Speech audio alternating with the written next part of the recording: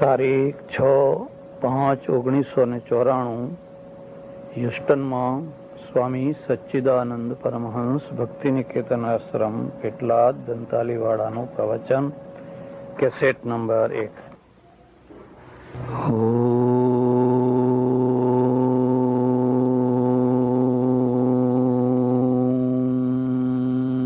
નમઃ શાંતાય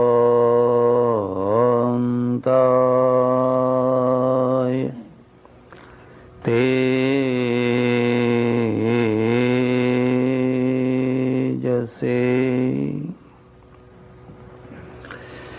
હ્યુસ્ટન ગુજરાતી સમાજના પ્રમુખશ્રી, ઉપપ્રમુખશ્રી, મંત્રીશ્રી અને બીજા એમના સહયોગી ભાઈઓ,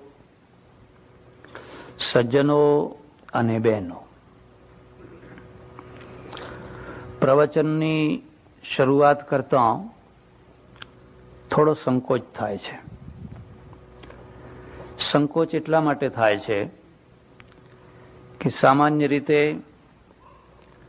આપણી પરિપાટી પ્રમાણે કોઈ સંન્યાસી પાસેથી લોકો મોક્ષની વાત સાંભળવા આવ્યા હોય, લોકો આત્માની વાત સાંભળવા આવ્યા હોય, પરલોક સુધારવાની વાત સાંભળવા માટે લોકો આવ્યા હોય. જ્યારે મારે આમાંની કોઈ ચર્ચા કરવાની નથી. એટલે જે આવી અપેક્ષા લઈને આવ્યા હશે એ મને પહેલેથી જ માફ કરે, એમને નિરાશા થશે. મારે જે આપના આગળ ચર્ચા કરવાની છે, પગના અંગૂઠા આગળ પડેલા પ્રશ્નોની ચર્ચા કરવાની છે. જે મારાથી, તમારાથી, આપણા સૌથી હજારો માઇલ દૂર પડેલો જે પ્રશ્ન છે એને નથી અડવાનું. પણ જે એકદમ પગના અંગૂઠાની નજીક પડેલો પ્રશ્ન અથવા પ્રશ્નો, ગંભીર પ્રશ્નો, જે પ્રશ્નોના કારણે હિન્દુ પ્રજા આટલી વિશાળ સંખ્યા ધરાવતી હોવા છતાં પણ શક્તિની દૃષ્ટિએ જીરો જેવી થઈ ગઈ છે. શક્તિની દૃષ્ટિએ, પ્રભાવની દૃષ્ટિએ એનું સ્વરૂપ છે એ બહુ સંતોષકારક નથી. એની ચર્ચા કરવાની છે. અને એટલે આજ સુધી તમે પરંપરાથી જે કંઈ સાંભળ્યું હોય એવું સાંભળવાની મારી પાસે અપેક્ષા ના રાખશો. હું તમને કંઈક નવું કહેવા માંગુ છું, કંઈક જુદું કહેવા માંગુ છું. અને એટલા માટે કહેવા માંગુ છું કે મારા હૃદયમાં વેદના છે, દુઃખ છે, પીડા છે. મને સંન્યાસ લીધાને 41 વર્ષ થયા છે અને 41 વર્ષથી હું હિન્દુ પ્રજાનો રોટલો ખાઉં છું. હિન્દુ પ્રજા મને પોષે છે, મારો ખર્ચો ઉપાડે છે.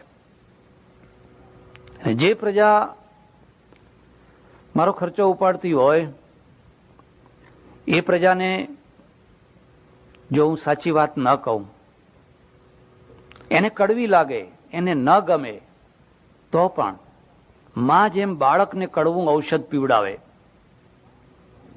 ડોક્ટર જેમ દર્દીની ઈચ્છા ન હોવા છતાં પણ કેટલીક વાર કડવી દવા આપે, એવી રીતે સંન્યાસીનું કામ પણ છે. સંન્યાસી એ મનોરંજક નથી. જે દિવસે મેં દીક્ષા લીધી તે દિવસે મારા ગુરુએ મને કહેલું કે દેખ સચ્ચિદાનંદ, સંન્યાસ કોઈ લેને કી ચીજ નહીં હૈ. કોઈ ખૂંટી ઉપર ટાંગેલો જબ્બો નથી કે ઉપાડીને તમે પહેરી લીધો એટલે 1 મિનિટમાં તમે સંન્યાસી થઈ ગયા. સંन्यास तो जीवन में ढालने की चीज है.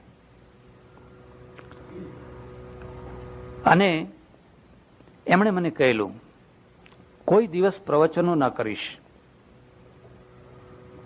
એકાંતમાં બેસીને પ્રભુનું ભજન કરજે. મેં કહ્યું નહીં, મારે તો સમાજમાં જીવવું છે, સમાજમાં રહેવું છે, સમાજનું કામ કરવું છે. તો એમણે શરત મૂકેલી, જો તારે પ્રવચનો કરવા હોય, લોકોને રાજી કરવા માટે, લોભ માટે, લાલચ માટે, ભય માટે, ભયથી, દબાણથી કદી પણ સત્યને હાનિ પહોંચાડે એવા પ્રવચન ન કરીશ. અને જો તને એમ લાગે કે આ વ્યાસપીઠ ઉપર બેઠા પછી સત્યને ન્યાય આપી શકાતો નથી, તો મૌન લઈ લેજે, ચૂપ થઈ જજે. પણ તું ખમા બાપુ કરવાની કથાઓ ના કરીશ. સજ્જનો, હું નથી કહી શકતો કે મેં પૂરેપૂરી રીતે આ બધું પાલન કર્યું છે, પણ તે છતાં કંઈક પાલન કરવાનો પ્રયત્ન કરું છું. અને એટલે હું જ્યાં જઉં છું થોડીક કડવી વાતો કહું છું. મારે તમારા સૌનો આભાર માનવો જોઈએ, હૃદયથી આભાર માનવો જોઈએ કે મારી કડવી વાતોને પણ લોકો સહન કરે છે, સાંભળે છે. અને મને એનું ગૌરવ છે કે હું હિન્દુ પરંપરામાં જન્મ્યો છું. જો હિન્દુ પરંપરામાં ના જન્મ્યો હોત અને બીજી કોઈ પરંપરામાં જન્મ્યો હોત તો ક્યારની મારી હત્યા થઈ ગઈ હોત. સલમાન રશ્દીની જે દશા થઈ એવી દશા થઈ હોત. થોડા વર્ષો પહેલા અમદાવાદના સેન્ટ ઝેવિયર્સ કોલેજમાં જવાનું થયું. એન્યુઅલ દિવસ હતો અને એના પ્રિન્સિપાલ પાદરી હતા. એમણે મને કહ્યું કે સ્વામીજી, આજ સુધી અમે કોઈ ધર્મગુરુને અમારી કોલેજમાં એન્યુઅલ ડે ઉપર બોલાવ્યા નથી, તમને જ પહેલા બોલાવ્યા છે. મેં કહ્યું હું તમને એક નવી વાત કહીશ જો મને બોલાવ્યો છે તો. અને મેં એમને એમ કહ્યું, અમે હિન્દુઓ, અમારામાં 1000 દોષો છે. જો દોષો ન હોત તો અમે ગુલામ ના થયા હોત. જો દોષો ન હોત તો અમારા મંદિરો ન તૂટ્યા હોત, અમારી મૂર્તિઓ ન તૂટી હોત. જો અમારામાં દોષો ન હોત તો મુઠ્ઠીભર પ્રજા અમારા ઉપર છાતી ઉપર બેસીને મગ દળતી ના થઈ હોત. અમારામાં ઘણા દોષો છે, પણ અમારામાં એક બહુ મોટો ગુણ છે જે તમારામાં નથી. અને જો તમે લેવા માંગતા હો તો અમારો ગુણ એ તમે લઈ શકો છો. મને કે કહો એ શું ગુણ છે? અમારો મોટો ગુણ એ છે કે અમે અમારા વિરોધીઓને પણ કદી ફાંસીએ નથી ચડાવ્યા. અમે કદી કોઈના ઉપર કાંકરી નથી મારી, પછી એ ચારવાક હોય કે રજનીશ હોય કે બીજા કોઈ હોય. છૂટ છે, ગમે એટલી આલોચના કરો, ગમે એટલી ગાળો દો. અમે તો ચારવાકને પણ ઋષિ માન્યા છે. અને બૌદ્ધ પરંપરામાં એક એવા વિદ્વાન થયેલા જેમણે એવું લખ્યું છે કે કોઈની બુદ્ધિ ભ્રષ્ટ થઈ ગઈ છે એનું માપ કાઢવું હોય તો આ લક્ષણો છે. વેદે પ્રામાણ્યમ, વેદ પ્રમાણભૂત ગ્રંથ છે એવું કોઈ કહે એટલે બુદ્ધિ ભ્રષ્ટ થઈ ગઈ છે. તે છતાં અમે એને કોઈ દિવસ કાંકરી નથી મારી. અમે તો બુદ્ધને ભગવાન માન્યા છે અને મહાવીરને પણ નમસ્કાર કરીએ છીએ. હું તમને શું વાત કરું, એકવાર યાત્રા લઈને નીકળેલો અને બધે ફરતા ફરતા ફરતા ઔરંગાબાદ પહોંચ્યા. અને ઔરંગાબાદમાં અજંઠા અને ઇલોરા નજીકમાં છે. હું તમને ભલામણ કરું છું, તમે ભારત આવો અને કંઈક જોવાની ઈચ્છા થાય તો અજંઠા અને ઇલોરા જરૂર જજો. અજંઠામાં બૌદ્ધ સાધુઓના કલમ ચાલેલી છે, તુલિકા. અને ઇલોરામાં શિવ મંદિરો છે, ગુફા મંદિરો છે. અદ્ભુત કળા, અદ્ભુત કળા. પણ ત્યાં ઔરંગઝેબની કબર પણ છે ઔરંગાબાદમાં. તો ઔરંગઝેબની કબર જોવા ગયા. બધી ગામડાની મારા સાથે ડોશીઓ, પેલો મુજાવર છે એ ધૂપિયું લઈને બધે ફરી રહ્યો છે. એક ડોશીએ છેડો છોડીને અંદરથી પૈસા કાઢવા માંડ્યા. એટલે મેં એના સામે જોઈને ડોળા કાઢ્યા. મેં કહ્યું, તને ખબર છે તો આ કયા દેવને પૈસા નાખે છે? એક સારી વાત એ પણ છે કે આપણે દેવનું નામ ઠામ જાણ્યા વિના પણ પગે લાગી શકીએ છીએ. કોક તો હશે. તો આ કયા દેવને? મને કે કોણ છે? અરે મેં કહ્યું, આને તો તારા કેટલા મંદિરો તોડ્યા છે, કેટલી મૂર્તિઓ તોડી છે, એને તું પૈસા નાખે છે? અને ડોશી બહુ શાંતિથી મને જવાબ આપે છે કે મુઓ, એને જે કર્યું એ કર્યું, પણ હું તો એને દસકો નાખીશ એમ. અને ત્યારે મારા મનમાં એમ થાય છે, આ ઉદારતા ક્યાંથી આવી? આ ઉદારતા કોણે આપી?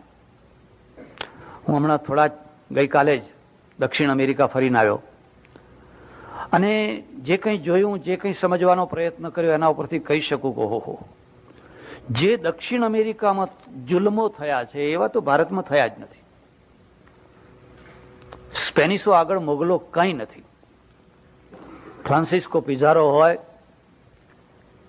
કે બીજો કોઈ હોય, એમણે જે જુલ્મો કર્યા છે એની આગળ તો આપણે કશું જોયું જ નથી. પણ આ બધું દુનિયામાં થયું છે. આપણે એટલું ગૌરવ લઈ શકીએ કે અમારામાં ભલે 1000 દોષો હોય, પણ અમે એક સાથે રહી શકીએ છીએ, બીજાને સહન કરી શકીએ છીએ, બીજાને સ્વીકારી શકીએ છીએ. અને મેં પ્રિન્સિપાલને કહ્યું કે અમારું નાનું છોકરું હોય એને અમે બચપણથી શીખવાડીએ છીએ, હરિ તારા નામ છે 1000, કયા નામે લખવી કંકોત્રી. કોઈ તને રામ કહે, કોઈ તને શ્યામ કહે, કોઈ ઘનશ્યામ કહે, કયા નામે લખવી કંકોત્રી. એટલે અમારા માટે કોઈ એલર્જી નથી. મને એનું ગૌરવ છે. પણ એનું ગૌરવ હોવા છતાં પણ એક બહુ મોટી નિરાશા છે. ને નિરાશા એ છે, હિન્દુ પ્રજાનો ઇતિહાસ શું? આજે શું દશામાં આપણે જીવીએ છીએ? આપણે કઈ તરફ દોડી રહ્યા છીએ? દિવસ ઉગે છે, હિન્દુની સંખ્યા ઘટે છે, બાકી બધાની વધે છે. આપણી સંખ્યા ઘટે છે. અને ઘટેલી સંખ્યામાં જે માણસો છે એમાં સરવાળો નથી, બાદબાકી જ બાદબાકી છે, ભાગાકાર જ ભાગાકાર છે. જેટલા છે એનો ટોટલ નથી, સરવાળો નથી. આ બધું જોઈને મને એમ થાય, હમણાં મોક્ષની વાત એક તરફ રાખીએ, હમણાં જીવનની વાત કરીએ, આપણા નજીકના પ્રશ્નોની વાત કરીએ. અને જો આ નજીકના પ્રશ્નોની વાત નહીં કરીએ અને સમય રહેતા આપણે એ પ્રશ્નોનો ઉકેલ નહીં લાવીએ તો મોક્ષ તો દૂર રહ્યો, તમે વર્તમાનને ખોઈ બેસશો. ખાસ કરીને પરદેશમાં, અમેરિકા જેવા દેશોમાં રહેનારા ભાઈઓ માટે તો બહુ મોટો વિકટ પ્રશ્ન બાળકોનો છે. તમે છોકરાઓને શું સમજાવશો? છોકરાઓના પ્રશ્નોના ઉત્તર કેવી રીતે તમે આપી શકશો? મુસલમાનને બહુ સરળ છે, એ તો કહે કે એક અલ્લાહ છે. ક્રિશ્ચિયનને સરળ છે કે એક ગોડ છે, એટલે એ છોકરાને ઘેર બેસી ગઈ. પણ તમારું છોકરું આવીને તમને પૂછશે કે આ મંકી ગોડ કોણ છે, આ એલિફન્ટ ગોડ કોણ છે, આ ફલાણા ગોડ કોણ છે, આ ફલાણા ગોડ કોણ છે, તમે પોતે જ નહીં સમજ્યા હોવ તો એને શું સમજાવશો? અને જો તમે એને નહીં સમજાવી શકો તો એના અંદર જે ધર્મ પ્રેમ હોવો જોઈએ, કલ્ચર પ્રેમ હોવો જોઈએ, જગાડી નહીં શકો. આજ સુધી જે ચાલ્યું એ જુદું હતું, હવે એ ચાલી શકવાનું નથી. ત્યારે આપણા આગળ થોડા પ્રશ્નો છે, થોડીક વાતો કરવાની છે. પહેલી વાત તો એ છે, સુખનું મૂળ વ્યવસ્થા છે. આખી સભા બેઠી છે, વ્યવસ્થા છે એટલે બેસવામાં આનંદ છે. જો લોકો ઉઠ બેસ કરે, આગા પાછા થાય, ઘોંઘાટ કરે, અવ્યવસ્થા થાય તો સભાનો આનંદ ના રહે. અમેરિકામાં તમે જોશો આટલો બધો ટ્રાફિક છે, પણ એક્સપ્રેસ વે છે, ફ્રી વે છે, વાંકા ચૂંકા પુલો બનાવ્યા છે, એટલે કોઈ ગાડીને કંઈ અટકવાની જરૂર નહીં, સડસડાટ ગાડીઓ દોડે છે. એ જ વ્યવસ્થા ભારતમાં જઈને તમે જોશો, હોર્ન માર્યા કરો, બ્રેક માર્યા કરો, ગેર બદલ્યા કરો, વરી હોર્ન મારો, આમ ડોળા કાઢો, આમ ડોળા કાઢો, આમથી પેસી ગયો. અહીંથી આવેલા માણસને એમ લાગે કરે અહીં તો ડ્રાઇવિંગ કરી જ ન શકાય. એટલે તો કહીએ છીએ કે તમે ના કરી શકો એ અમે કરીએ છીએ. જો અહીંયા આ વ્યવસ્થા ન કરી શકાયું હોત સમય રહેતા તો અમેરિકા જે પોઈન્ટ ઉપર પહોંચ્યું એ પોઈન્ટ ઉપર પહોંચી શક્યું ના હોત. આજે આખી દુનિયાની ચોટી અમેરિકાના હાથમાં છે. પૈસા આપવા હોય તો અમેરિકા આપે, શસ્ત્રો આપવા હોય તો અમેરિકા આપે, કોઈની બોર્ડર બદલવી હોય તો અમેરિકા બદલે. બધું આના હાથમાં છે. પણ કેમ એના હાથમાં છે? કારણ કે એની પાસે વ્યવસ્થા શક્તિ છે. અવ્યવસ્થા માણસને મારી નાખતી હોય છે, અને અવ્યવસ્થામાંથી જો ન નીકળી શકાય તો જીવનને ખોઈ બેસાતું હોય છે. એટલે પહેલી વાત યાદ રાખજો, સુખનું મૂળ વ્યવસ્થા છે. જો તમારું ઘર વ્યવસ્થિત છે, તમે સુખી છો. તમારા ઘરમાં ગેસ નથી આવતો, લાઇટ નથી આવતી, જો કે તમે બધા ભાગ્યશાળી હશો. અહીં મને કોઈ દિવસ એવો અનુભવ નથી થયો કે પ્રવચન ચાલતું હોય લાઇટ ગઈ હોય. અને અમારે ત્યાં એ કઈ અનુભવ એવા કઈ એના માટે કઈ રાહ જોવાની હોય જ નહીં, એ રોજની ટેવ પડી ગઈ છે.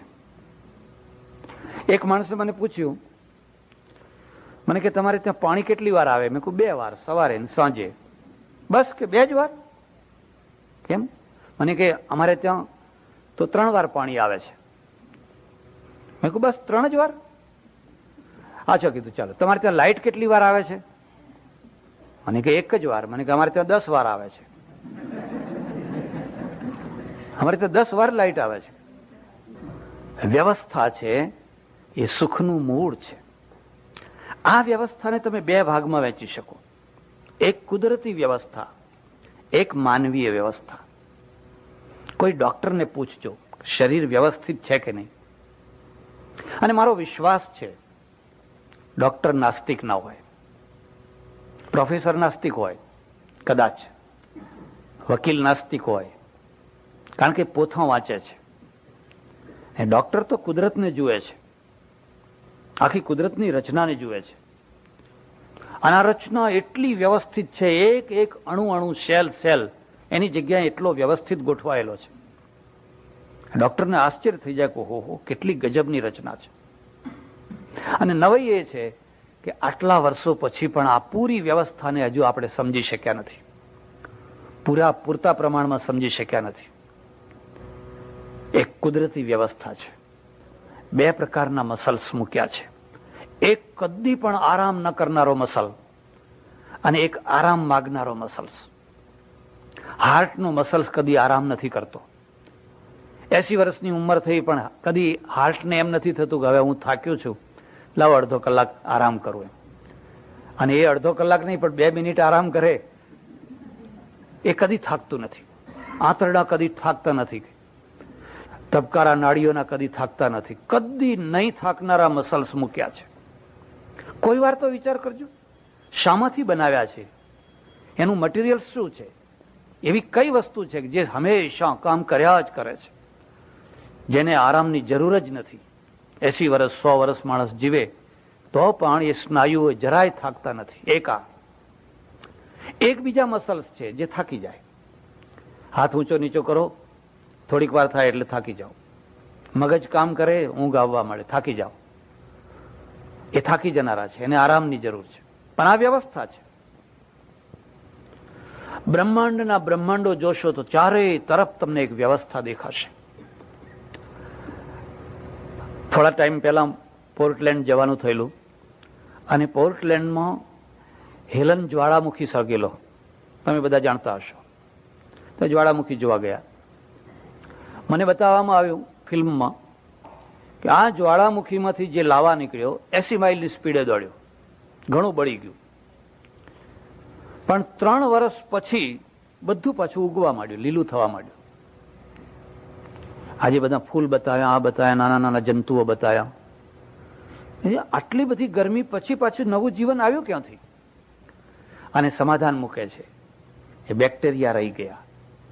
બેક્ટેરિયા છે, આટલી ગરમીમાં પણ બેક્ટેરિયા રહી ગયા, અને બેક્ટેરિયાએ પાછું નવું જીવન શરૂ કરી દીધું.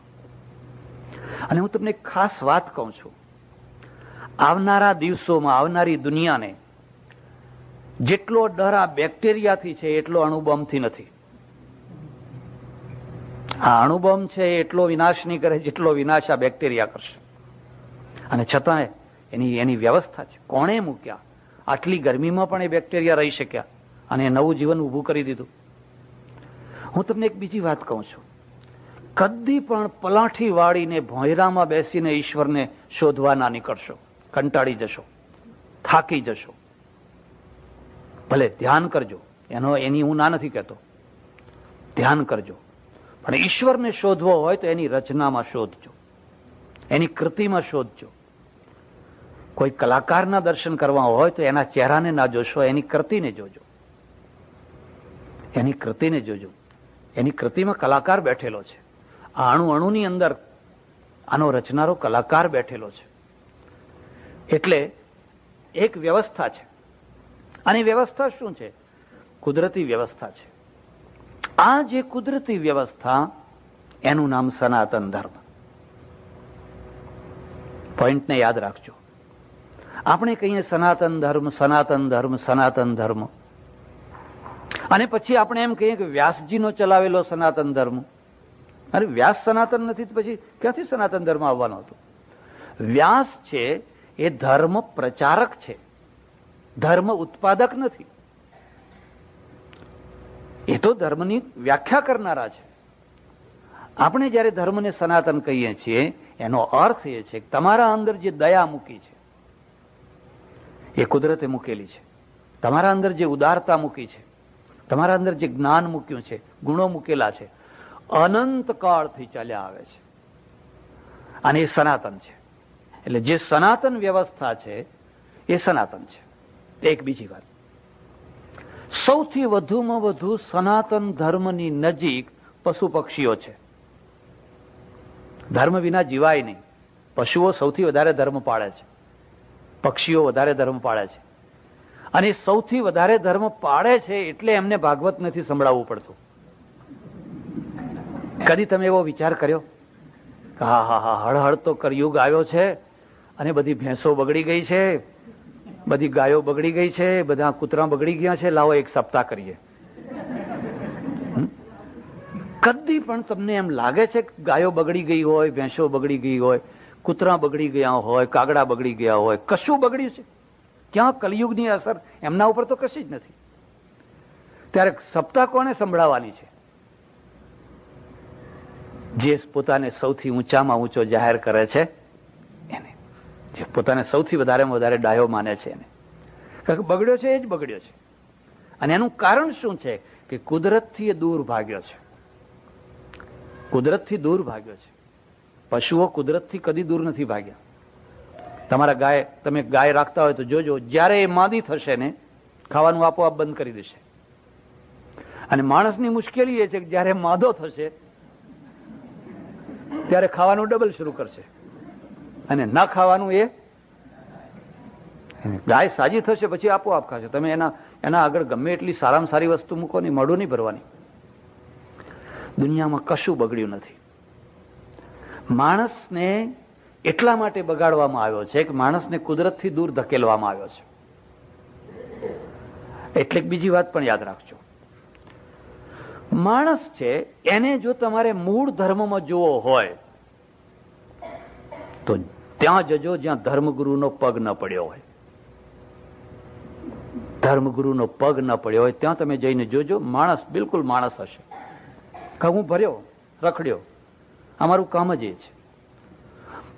જંગલોમાં ફલાણા ફલાણા ફલાણે, સાંજે જઈને આખા દિવસનો થાકેલો પાકેલો જઈને ઉભા રહીએ એટલે તરત જ માણસ હોય આવીને પૂછે, ભૂખ્યા છો? પાણી પીવું છે?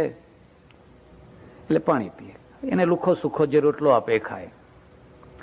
સોનાના શિખર ચળકતા હોય, મોટી ધજા ફરકતી હોય, ત્યાં જઈને ઉભા રહો એટલે પહેલા પૂછો કે અમારા છો?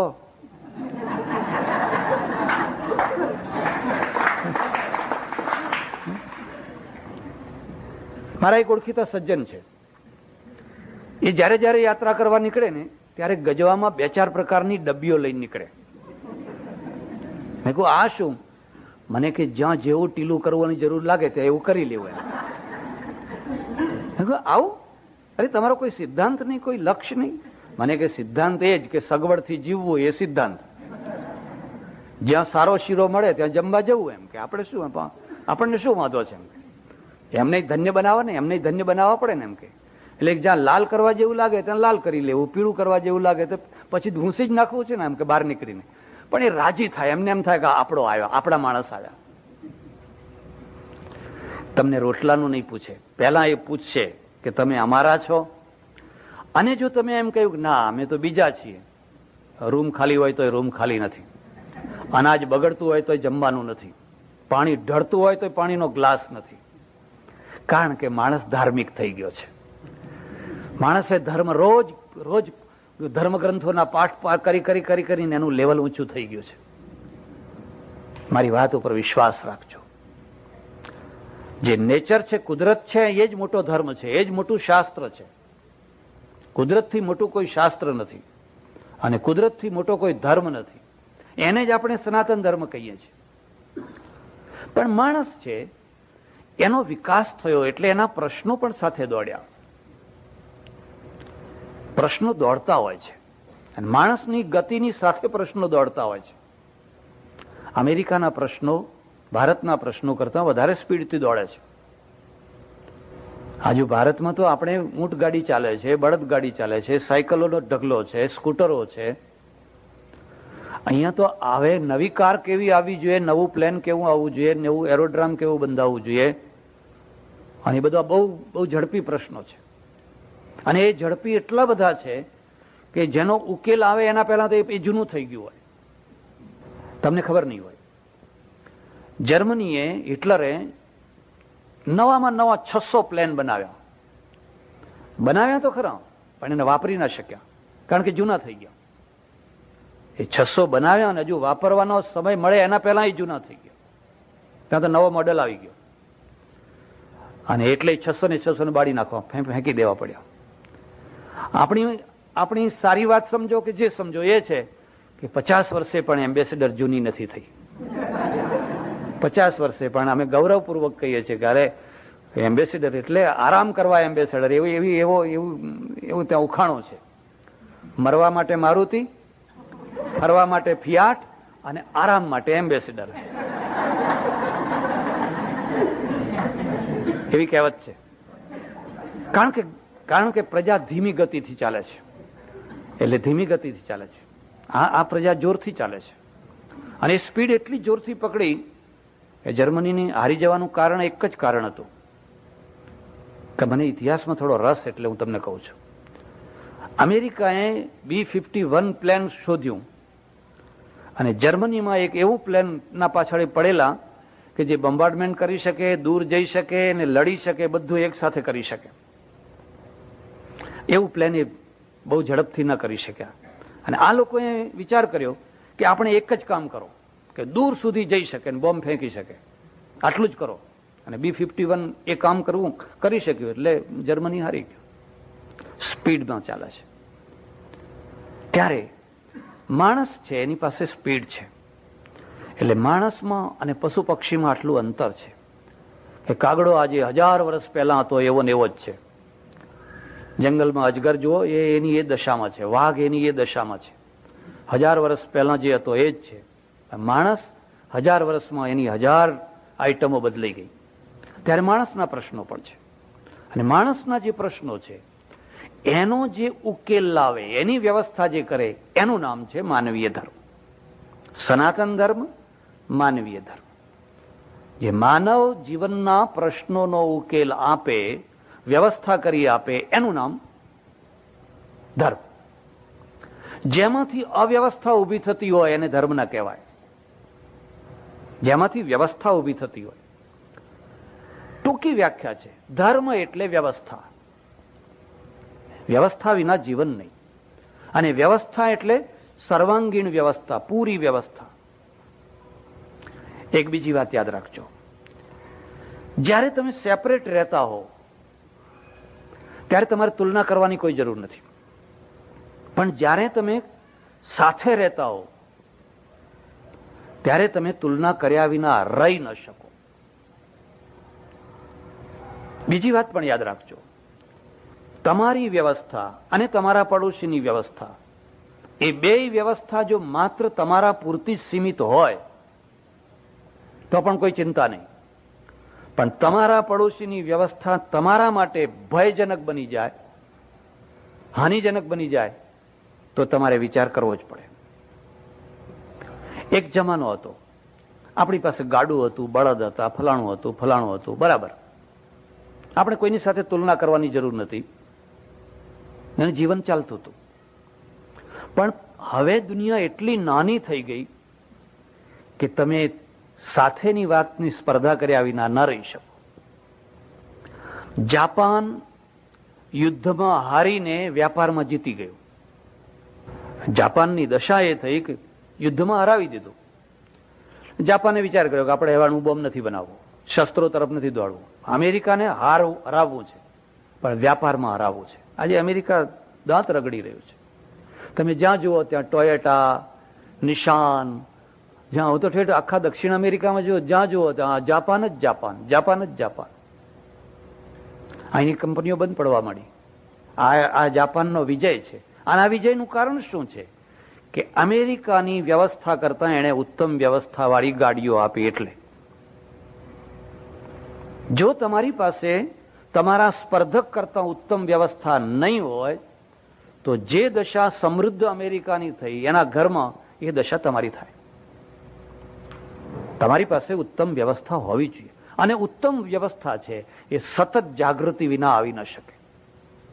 અમારે આજ સવારે જ ચર્ચા થતી હતી. મને આયુર્વેદ ઉપર પ્રેમ છે અને મને એલોપેથીનો પણ વિરોધ નથી, પણ તે છતાં હું એમ કહેતો હતો કે આયુર્વેદ છે સ્ટોપ થઈ ગયેલી પદ્ધતિ છે, અટકી ગઈ, વાત અટકી ગઈ.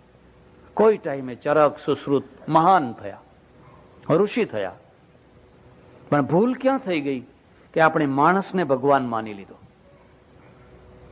એક વાર તમે કોઈ માણસને ભગવાન માની લો પછી તમે એની ભૂલ ના કાઢી શકો, કારણ કે ભગવાન ભૂલ ના કરે, માણસ ભૂલ કરે.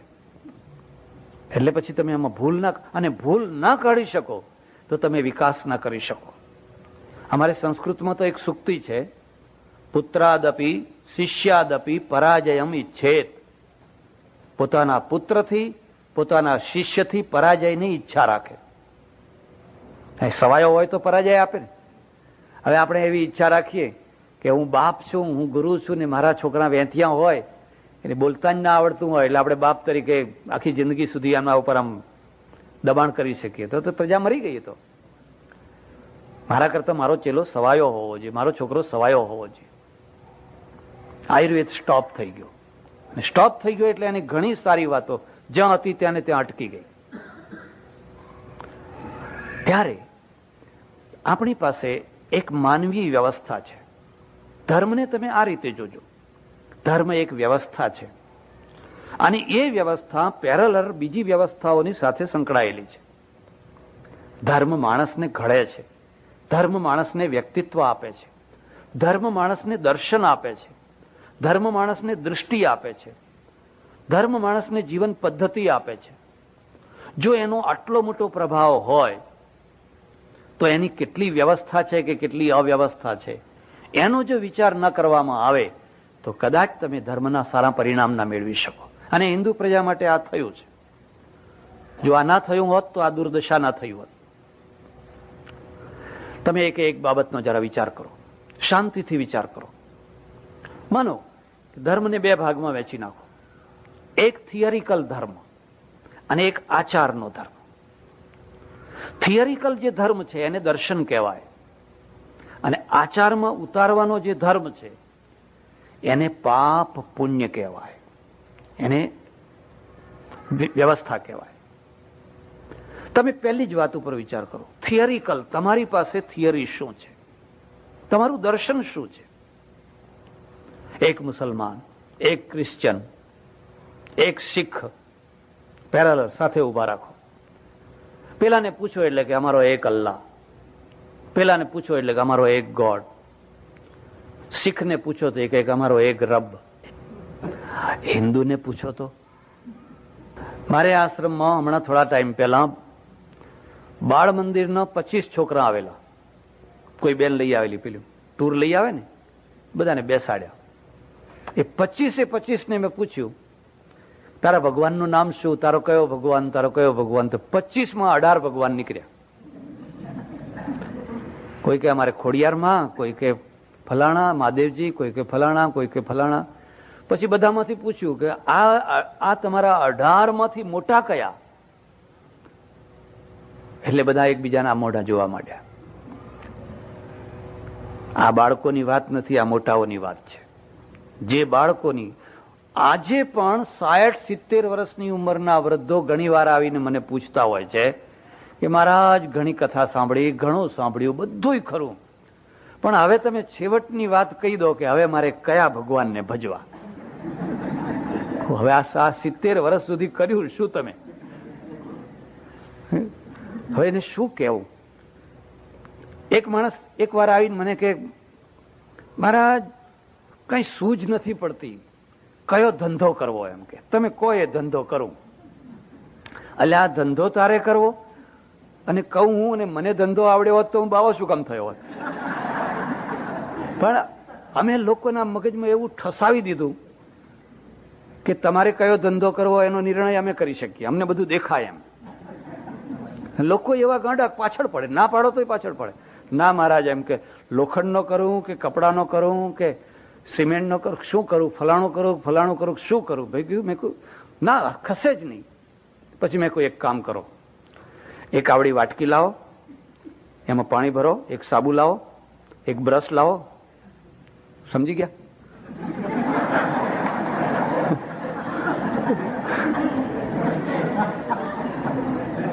કોઈ રોડ ઉપર બેસી જાઓ, મને કે મહારાજ આવો ધંધો.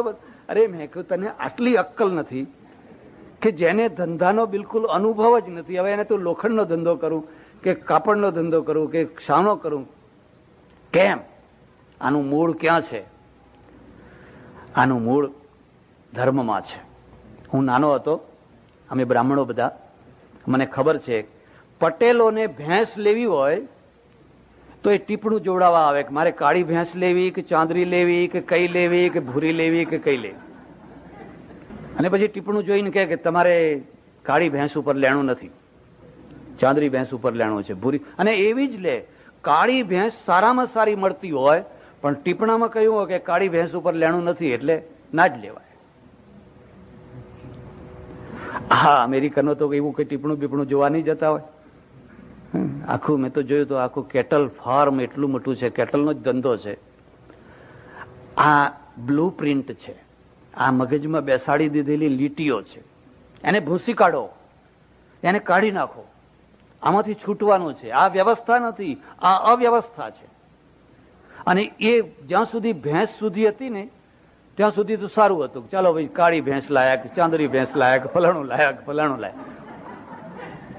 હવે લોકો કુંડળી બતાવવા આવે છે કે આ કુંડળી જુઓ મળે છે કે નથી મળતી.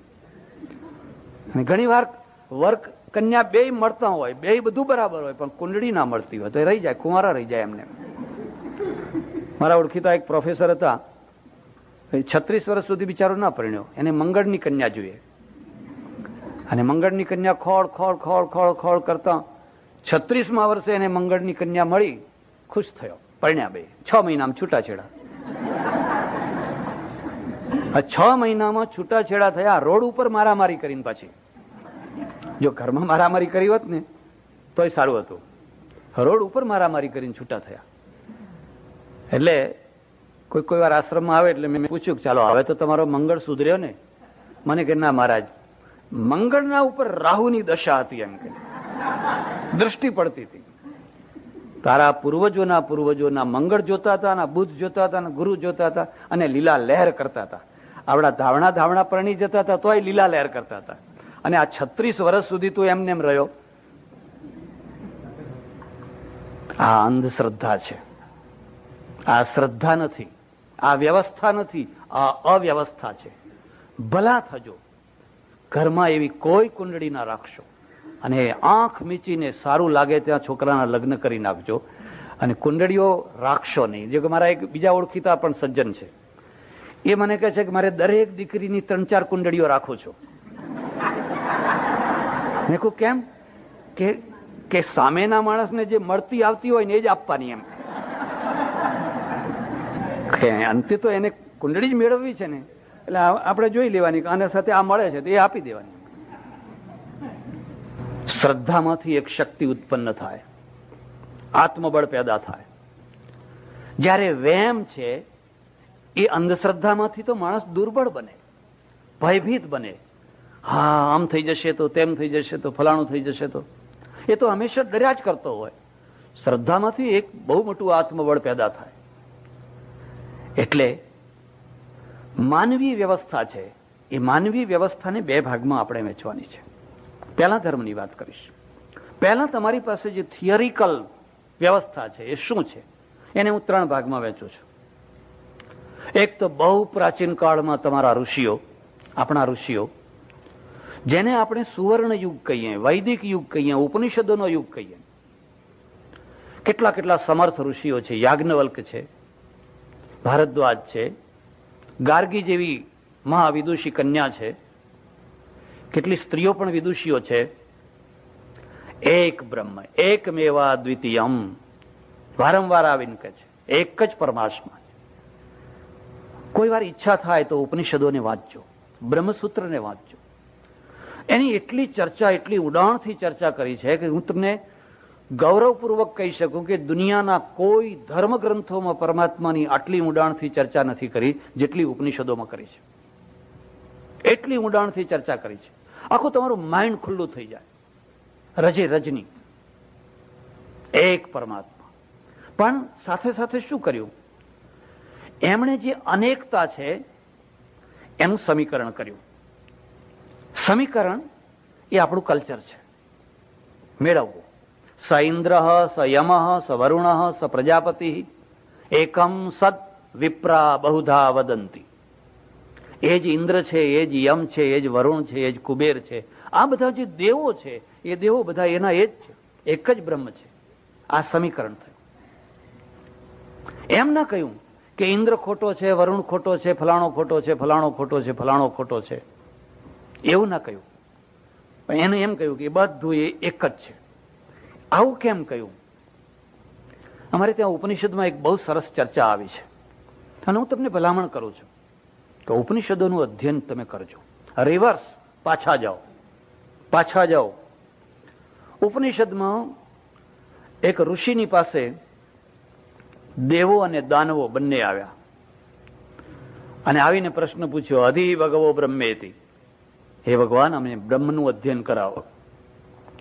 કતિ દેવા, કેટલા દેવો છે?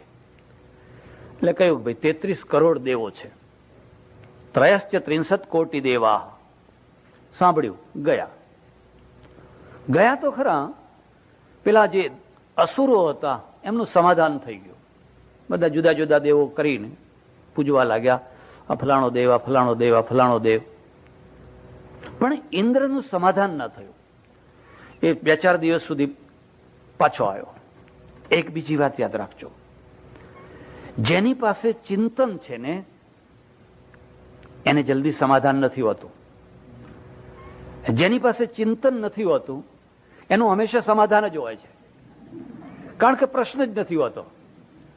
પ્રશ્ન હોય તો સમાધાન ખોળવું પડે ને. એક ગામમાં હું બહુ પહેલા શરૂમાં ગયેલો, 1 મહિના સુધી કથા કરી, પ્રવચન કર્યું. લોકોને કહું કંઈક પૂછો, કંઈક ઈચ્છા થાય તો પ્રશ્ન કરો. મને કે મહારાજ એવું સીધું ને સટ બોલો છો ને કે કંઈક પૂછવાનું રહેતું જ નથી બાકી. એમ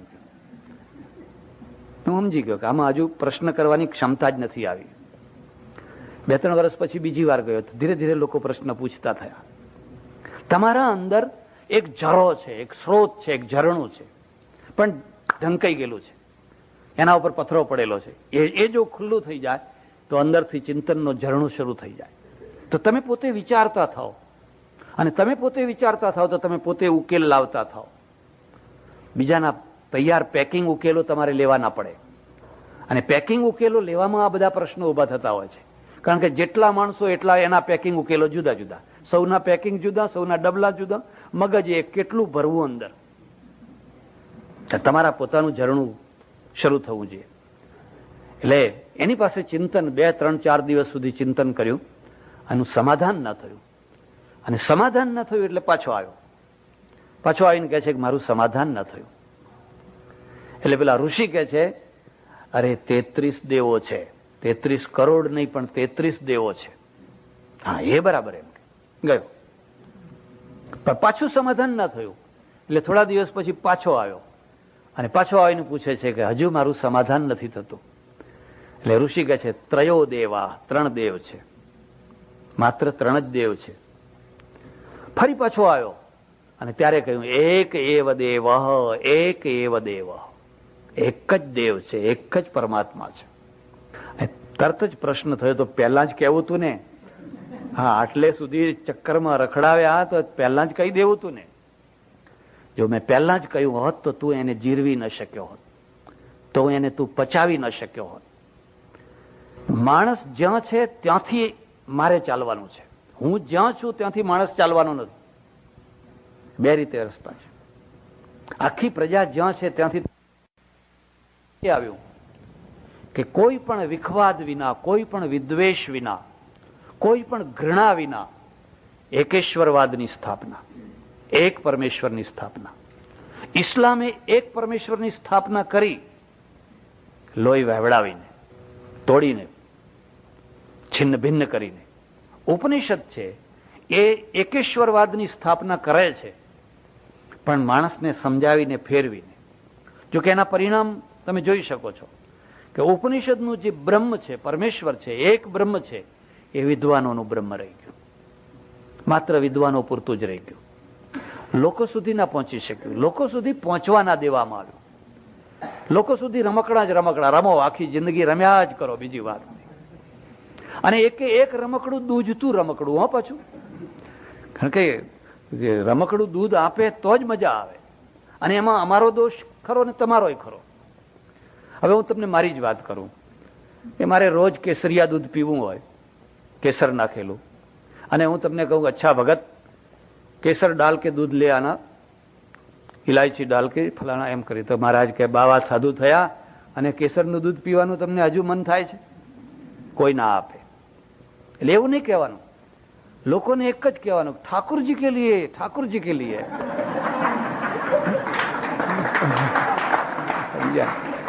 આપણે નહીં કહેવાનું, આપણે એક જ વાત કહેવાની, ઠાकुरજી કે લીએ. અને ઠાकुरજી માટે તમે કેસરિયા દૂધ માગો, જે દૂધ માગો. અને ઠાकुरજી બિચારા એટલા સારા ને કે એક ટીપું ચાખતા નથી એમ. હજુ આટલે સુધી વાત અટકી હોત તો ઠીક હતું. ભલે ઠાकुरજી માટે દૂધ આવ્યું એનોય વાંધો નથી, કેસરિયા દૂધ આવ્યું એનોય વાંધો નથી. વ્યવસ્થા. એ કેસરિયા દૂધ જો બજારમાં વેચાતું ના હોત ને તો કોઈ વાંધો નતો. પણ એ જ કેસરિયા દૂધ હવે બજારમાં વેચાય છે ભાવ લઈને. એટલે એક બીજી વાત તમે યાદ રાખજો, ભલા થજો. બને તો ઘરને મંદિર બનાવજો, તો તમારે હરિદ્વાર નહીં જવું પડે. હરિદ્વારને તમારા ઘરમાં આવવું પડશે. બને તો તમારી દુકાનને મંદિર બનાવજો. હા, જો સત્યની સ્થાપના હશે તો દુકાન મંદિર છે. જો કોઈ છેતરતાની માણસ હોય તો એ મંદિર છે. પણ ના બને તો કંઈ નહીં. પણ કદી પણ કોઈ મંદિરને દુકાન ના બનાવશો. અને મંદિરને જો દુકાન બનાવી દો તો હું નથી માનતો કે એથી મોટું કોઈ પાપ હોય. ભગવાનની નાક નીચે આપણે દુકાન લઈને બેઠા છીએ. તમારી વાત ઉપર વિશ્વાસ ના હોય તો તમે જોજો, ભગવાનની બાજુમાં ઉભો રહેનારો પૂજારી કદી ભગવાન સામે જોતો જ નથી. એ તો આવનારા સામે જ જોયા કરે છે. એની નજર તો આવનારા સામે જ હોય છે. કોણ આવ્યું, ગજવામાં હાથ નાખ્યો કે નહીં, શું કાઢ્યું, કેટલું કાઢ્યું. જેટલું કાઢ્યું એટલો પ્રસાદ, જેવી ભેટ એવો. મંદિર નિસ્તેજ થઈ ગયું, મંદિરનું તેજ ઉડી ગયું કે દુકાન થઈ ગઈ. આ તો દુકાન થઈ ગઈ. આ વ્યવસ્થા થઈ કે અવ્યવસ્થા થઈ? કાશીમાં રહું અને એક સંપ્રદાયના સાધુ મારા મિત્ર, ત્યાં ઘણી વાર જવાનું થાય. અન્નકૂટનો દિવસ, અને અન્નકૂટ ભરાયેલો, ખૂબ બધી મીઠાઈઓ ભરેલી. કરસનદાસ માણેકનું એક ભજન ગીત છે, જો તમે સાંભળ્યું હોય તો, તે દિન આંસુ ભીના રે હરિના લોચનિયા મેં દીઠા, એક દિન આંસુ ભીના રે. તમે ભગવાનને રોતા જોયા છે કોઈ દિવસે? હું તો ઈચ્છું છું કે આપણે જોઈએ કે ભગવાન રડે છે. આપણા બેસાડેલા ભગવાન આપણી ભક્તિથી રડે છે. તમારો એક બીજો નિયમ, મંદિરમાં સૌથી પાછળ ઉભા રહીને દર્શન કરવા. કદી પ્રાયોરિટી ના કરવી. મુસલમાનો પાસેથી શીખવાનું. નમાજમાં જે પહેલો જાય એ પહેલો બેસે. પિંજારો હોય તો એ પહેલો બેસે, અને બાદશાહ હોય, નવાબ હોય પાછળ ગયો હોય તો પાછળ બેસે. અને આપણે ક્લાસ પાડ્યા, first class, second class, third class, lower class. કથામાં એવા ક્લાસ હો, કથામાં વાત તો ક્લાસ જ બધી. આગળ સૌથી આગળ ગાદી તકિયાવાળા બેઠા હોય અને એ ઊંઘતા હોય પાછા. એ ઊંઘતા હોય, પછી પાછા એકલા ગાદીવાળા હોય, પછી પાછા જાજમવાળા હોય, ને પછી ધૂળમાં બેઠા, અને ધૂળમાં બેઠા હોય એ જ સાંભળતા હોય. એક સપ્તાહનું ઉદ્ઘાટન કરવા ગયો, ઓળખેતા સાધુ ખૂબ સપ્તાહો કરે, 114મી એમની સપ્તાહ ચાલે. મને કે આવવું પડશે. ગયો તો ખરો, પણ આવું સ્ટેજ ને સામે ગાદી તકિયા ઉપર બધા શીઠિયાઓ બેઠેલા, ને એમાં એક વૃદ્ધ પુરુષ છે, પહેલી જ ગાદી તકિયા ઉપર આડા પડીને સુઈ જ ગયેલા. એટલે મને કે પ્રવચન શરૂ કરો. મેં કહ્યું ભાઈ એમને જગાડો, કારણ કે મારી નજર વારંવાર ત્યાં જાય છે અને પછી મને ઊંઘ ચડશે. અને હું તમને એક ખાસ વાત કહું છું, કોઈ મુશાયરો હોય, કોઈ ગઝલ હોય, કોઈ કથા હોય, કોઈ કંઈ હોય, એને બગાડવી હોય ને તો 2-4 ઊંઘણસીને આગળ બેહાડી દો. એ જોખા ખાશે એટલે પેલાનું મૂડ મરી જશે. એના કરતા તલવાર ચલાવવા સારું છે. એટલે ખાસ સ્પેશિયલ વાહ વાહ વાહ વાહ બોલનારા 2-4 માણસો રાખે. એટલે મને કે મેં કહ્યું એને જગાડો, સૂઈ ગયા છે. અને સૂઈ ગયા એટલું જ નહીં, પેલું પાટલી વાળું ધોતિયું થોડું ખસી ગયેલું પાછું. 2-3 વાર કહ્યું એટલે અમારા સ્વામીજી હતા ઓળખીતા. મને કે તમે તારે પ્રવચન આમ જોઈને કરો ને, એ તો આપણી દૂધણી ભેંસ છે, દૂધણી ભેંસ. એમ કે મેં કહ્યું દૂધણી ભેંસ કેમ? મને કે આ 7 દિવસની સપ્તાહમાં જેટલા ચોખા જોશે એ બધા એમની મિલમાંથી આવવાના છે. એટલે કથા સાંભળે તોય વાહ વાહ, ના સાંભળે તોય વાહ વાહ. આપણે સાંભળે ના સાંભળે નહીં જોવાનું, આપણે તો એટલું જ જોવાનું કે પવાલી ભરીને દૂધ આપે છે કે નહીં. ઓહો, મને હવે ખબર પડી કે આ ભેંસ આગળ ભાગવત કેમ સંભળાવવામાં આવતું હશે. મેં કહ્યું ભાઈ વાત તો તમારી સાથે. અને એક બીજી વાત પણ યાદ રાખજો, દૂધ ડોબા જ આપે. તમે કોઈ ડોબા સિવાયના માણસો પાસે જો તમે દૂધની અપેક્ષા રાખો તો ભૂલ કરો છો. પછી જલ્દી બધી પ્રવચન પૂરું થયું, આરતી કરવાનો ટાઈમ થયો. એમના હાથે જ આરતી હતી, એમને જગાડ્યા. હેડો કે આરતી કરવાનો ટાઈમ થયો. એ શું વાત કરું તમને, તે દિન આંસુ. હવે 114મી સપ્તાહ હતી, આજે તો 200 ઉપર પહોંચી હશે, 200 ઉપર.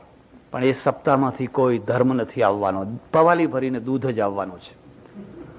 દૂધ સિવાય બીજું કોઈ લક્ષ્ય નથી. જો આ સપ્તાહોમાંથી જો ધર્મ આવ્યો હોત તો હિન્દુ પ્રજાનો બેડો પાર થઈ ગયો હોત. એટલી સપ્તાહો પાછળ ટાઈમ ખર્ચે છે પ્રજા. પણ દરેકનું લક્ષ્ય છે બસ પકડો ડોબા અને દોઈ લો.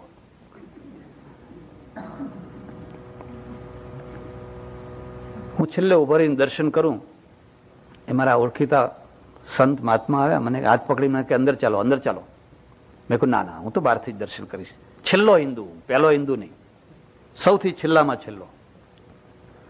કદી પણ દેવ મંદિરમાં કે ધર્મસ્થાનમાં પ્રાયોરિટી મેળવવાનો પ્રયત્ન ન કરશો. એક જગ્યા તો એવી રાખો જ્યાં અહંકાર ઉતારી શકાય. શીખોના ગુરુદ્વારામાં જઈને જોજો, મોટો જનરલ હોય લશ્કરનો, જે જોડા સાફ કરવા બેસી જવાનો, આમ કરીને બધાના જોડા સાફ કરતો હશે, શબદ કીર્તન કરતો જશે ને જોડા સાફ કરતો જશે.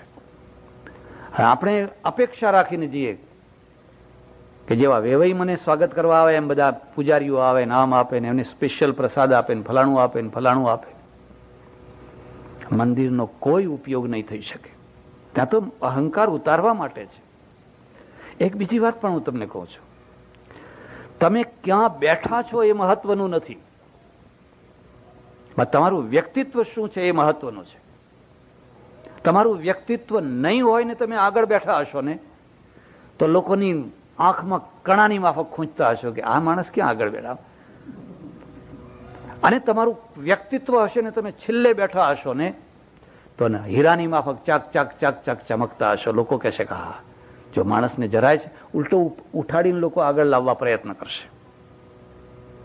હીરો ક્યાં જડાયો છે? કોઈ એનું નથી. પગમાં જડાયો હોય તો હીરો છે અને મુગટમાં જડાયો હોય તો હીરો છે. મારા ઓળખીતા એક સજ્જન છે, એમની એક ખાસિયત છે, કોઈ પણ જગ્યાએ સભા થતી હોય વગર બોલાવે સ્ટેજ ઉપર જઈને બેસી જ જવાનું. અને ઘણા લોકો વિચાર કરે કે આને ઉતારો ને, કોણે આને, પણ એને મને આમંત્રણની જરૂર. મેં એકવાર એમને કહ્યું ખરું, મેં કહ્યું તમને જો તમારું નામ ના હોય, તમને આમંત્રણ ના હોય તો તમે સ્ટેજ ઉપર આવીને શું કામ બેસો છો? મને કે કેમ તમે જ કહો છો ને કે દુનિયામાં વસુધૈવ કુટુંબકમ, બધું એક જ છે, કોઈ ભેદભાવ ના રાખવો. એમ આપણે કઈ માન અપમાન આમંત્રણની જરૂર નહીં, આપણે તો જ્યાં બેસી જવું. એમ કે હવે આવો અર્થ કરે છે. હાથ પકડીને તો ખેંચીને મને લઈ ગયા અંદર લઈ ગયા તો અંદર જોયું ભગવાનના. એક બીજી વાત પણ તમને કહું છું, માણસને નજીકથી જોવાનો પ્રયત્ન ન કરશો, દૂરથી જોયેલો જ સારો. માણસને જ નહીં, કોઈ પણ વસ્તુને. ડોક્ટરોને પૂછજો, માઇક્રોસ્કોપ છે ને એ બેક્ટેરિયા બતાવે છે, અને ટેલિસ્કોપ છે તે સૌંદર્ય બતાવે છે. તમે ટેલિસ્કોપથી જુઓ તો દૂરની વસ્તુ તમને દેખાય, હા હિમાલય કેટલો સરસ છે, ચંદ્ર કેટલો સરસ છે, ફલાણું કેટલું સરસ છે, ટેલિસ્કોપ છે. અને જ્યાં કોઈ વસ્તુને તમે દૂધને, દહીંને, ફલાણાને, બ્લડને, થૂંકને માઇક્રોસ્કોપથી જોયું તો ખદબદ, આ તો જીવાત છે બધી. માણસને માઇક્રોસ્કોપથી જુઓ, માણસના પ્રત્યે તમને ઘૃણા થઈ જાય, કારણ કે દોષોના બેક્ટેરિયા ખદબદ થતા હોય. પણ એ તો ખેંચીને લઈ ગયા અને મને હસવું આવ્યું. હસવું એટલા માટે આવ્યું કે અન્નકૂટનો જે થાળ ધરેલો, એમાં જે સૌથી મોટી મીઠાઈ હતી મોહનથાળના ચકતા, આમ દિવાલ ઊભી કરેલી થાળમાં, એ પડી ના જાય એટલે ભગવાન તરફ ઈંટો ગોઠવેલી. એ પેલી દિવાલ ઊભી રહે ને પડી ના જાય એટલા માટે. હવે ઈંટો પેલા સામેના ભક્તોને ના દેખાય, એમની પાસે ટેલિસ્કોપ છે, અને મને અંદર લઈ ગયા એટલે માઇક્રોસ્કોપ આવ્યું એટલે આ ઈંટો દેખાણી.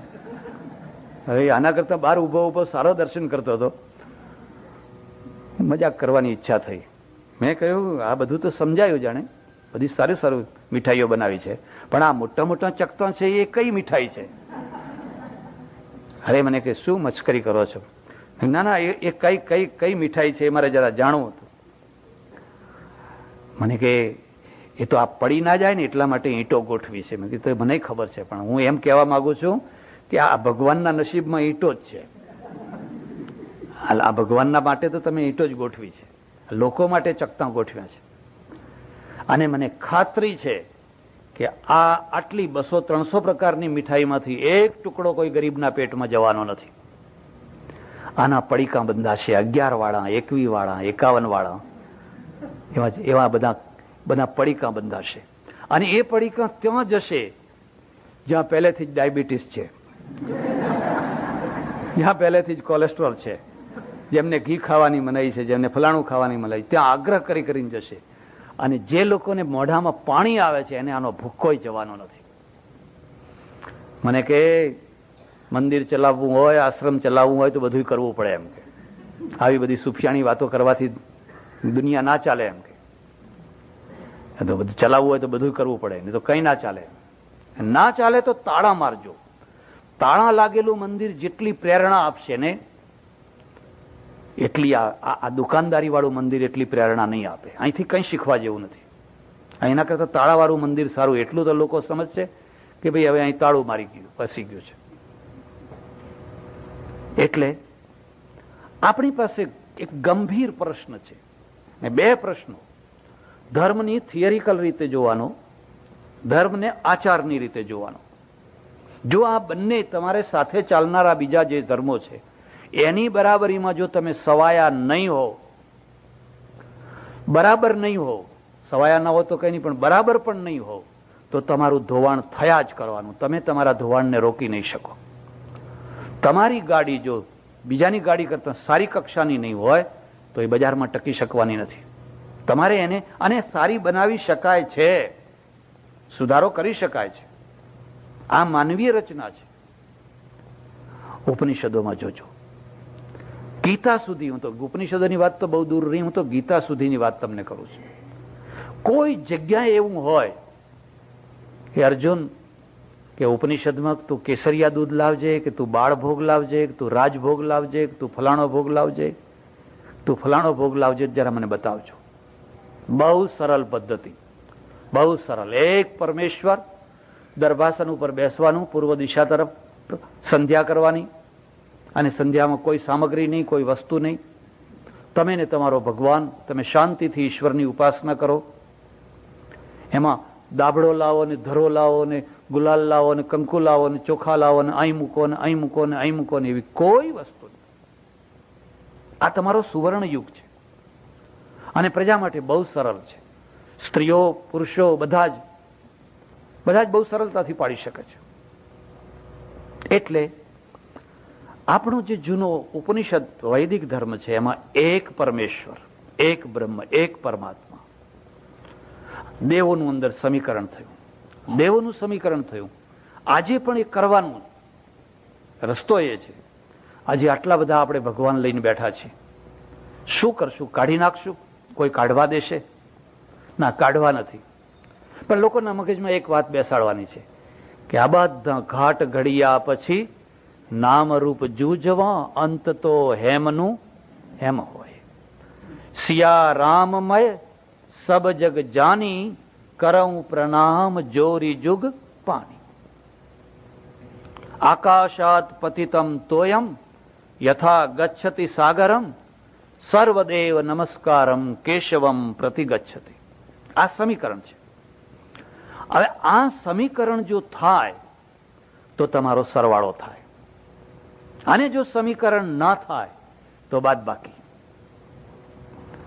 મારા આશ્રમમાં 3 સજ્જનો આવ્યા. એક ડબ્બો લઈને બેઠો, હું જે આવે એને પ્રસાદ આપવાનો સવારથી સાંજ સુધી, એક જ સરખો.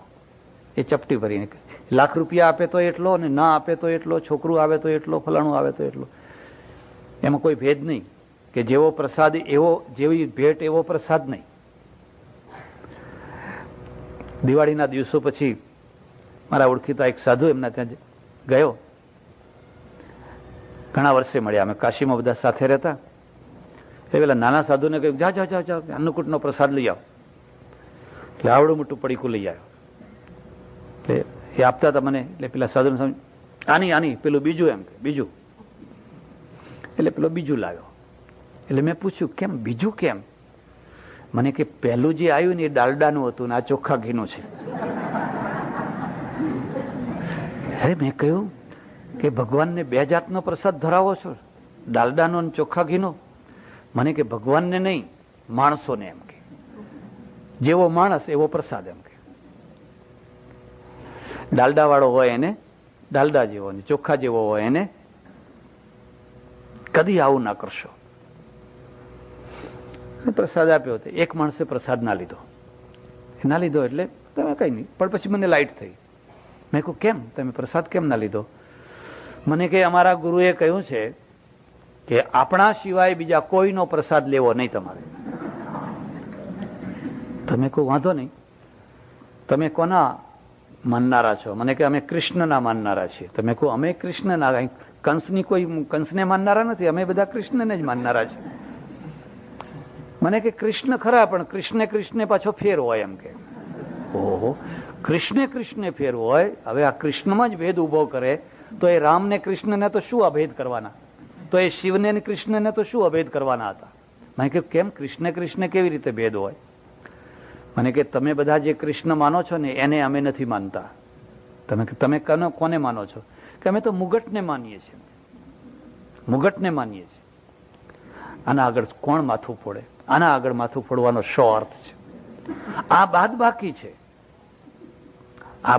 છે. જો આ માણસને સમીકરણ શીખવાડ્યું હોત કે કૃષ્ણ એ નામ છે, રામ એ નામ છે, શિવ એ નામ છે, અંબાજી એ નામ છે, મૂળ તત્વ એક બ્રહ્મ છે, એક પરમેશ્વર છે. બધા હિન્દુઓને એક જગ્યાએ લાવવાના છે. તમે રોટલી કરો તો એક આઈટમ છે, તમે પૂરણપૂરી કરો તો એક આઈટમ છે, તમે લાડુ કરો તો એ આઈટમ છે, ને શીરો કરો તો એ આઈટમ છે. પણ અંદરનો ઘઉંનો લોટ બધો એકનો. જો તમે જરાક અંદર ઉતરો તો રોટલીમાંય ઘઉંનો લોટ છે, ને ફલાણામાંય ઘઉંનો લોટ છે, ને ફલાણામાંય ઘઉંનો લોટ છે. ઉપનિષદનો આ પ્રયત્ન છે, અને મારો પણ આ પ્રયત્ન છે. હું બાદબાકી કરવા નથી માંગતો. કોઈ મંડળ, કોઈ પરિવાર, કોઈ સંપ્રદાય કશો ઊભું નથી કરવું. કોઈ ગાદી, કોઈ પરંપરા, કંઈ જ નહીં. ગાદી ભગવાનની, પરંપરા ભગવાનની. અમે તો બધા ટપાલી છીએ. મુનિમ છીએ, કોઈની પેઢી ઉપર બેસીને એની આપેલી વસ્તુ લોકો સુધી પહોંચાડવાની છે. હવે ટપાલી જો માલિક થઈ જાય, તમારો લાખનો ચેક લાવે અને તમને કહે તે દિવસે મેં તમને લાખનો ચેક નતો આપ્યો, તારા બાપનો આપ્યો તો, રોજ ગાગા કરે કરે મેં તો તમને કેટલી વાર લાખ લાખ રૂપિયાના ચેક આપ્યા. અરે આપ્યા, પણ તું ટપાલી છે, ટપાલમાં આવ્યું હોય. અને સામે પૂછીને આપણે એમ ના કહીએ ત્યાં કેટલી વાર તો લુગડા ઉતારીને વાંચજો એવા કાગળે મને આપ્યા છે. હવે પેલા એવું લખાતું, અર્થ સમજ્યા ને તમે? હવે એમાં કઈ ટપાલીનો દોષ નથી, અમે ટપાલી છીએ. ભલા થજો, ટપાલીને કદી પણ ભગવાન ના માની લેશો, ટપાલીને કદી પણ માલિક ના માની લેશો. એક હાથથી ટપાલ લઈને બીજા હાથે આપી દેવાની છે. ટપાલી જો આવેલી ટપાલમાં સુધારો કરીને આપવા માંડે તો ઘણા આવા દોડડાયા હોય. પાછા આગળ ન મૂકી દે, હે અર્થનો અનર્થ થઈ જાય ને. ખાલી ન એકલો મૂકી દે, ન કાઢી નાખે તો. એક જૂની કથા છે, રાજાનો કુંવર હતો ને એને કાઢી મૂકેલો પેલી અણમાનીતી રાણીએ, એને સાવકી માએ. અને પછી સામેનો જે એનો બાપ હતો ને, એના ઉપર ચિઠ્ઠી લખેલી કે આ આવનાર માણસને વિષ આપી દેજો, વિષ, ઝેર, એવું ચિઠ્ઠીમાં લખેલું. પણ બન્યું એવું કે માણસ સૂઈ ગયેલો અને પેલો વિષના આગળ ય થઈ ગયો, વિખયા, વિખની જગ્યાએ વિખ્યા થઈ ગયું. અને યોગાનું યોગ બન્યું એવું કે રાજાની કુંવરીનું નામ વિખ્યા, એટલે ઝેર આપવાની જગ્યાએ કુંવરી આપી દીધી. જેને મારવો તો એ રાજકુમાર થઈ ગયો. ટપાલીને સુધારો કરવાનો કોઈ હક નહીં, આવેલી ટપાલ આપી દેવાની. અને જો ટપાલી સુધારો કરવા માંડે તો મોટી અવ્યવસ્થા ઉભી થઈ જાય. એટલે આપણા આગળ પહેલો પ્રશ્ન છે, આપણે હિન્દુઓ, સમગ્ર હિન્દુઓ, તમે વૈષ્ણવ હોય, ફલાણા હો, ફલાણા હો, ફલાણા હો, ફલાણા હો, 2 ભગવાનને માનો છો, 3 ભગવાનને માનો છો, 4 ને માનો છો? જો તમે એમ કહેતા હો કે ભગવાન એક જ છે, તો કોઈ રીતે, કઈ રીતે કહેશો કે આ નાનો છે ને આ મોટો છે, ને આ નાનો છે ને આ મોટો છે? અમારા તો એવા કેટલાય સજ્જનો છે જે એમ કહે છે કે મહારાજ પેલા ભગવાન તો થઈ ગયા, અત્યારે એમનું કશું ના ચાલે, અત્યારે તો આ ભગવાનનું ચાલે.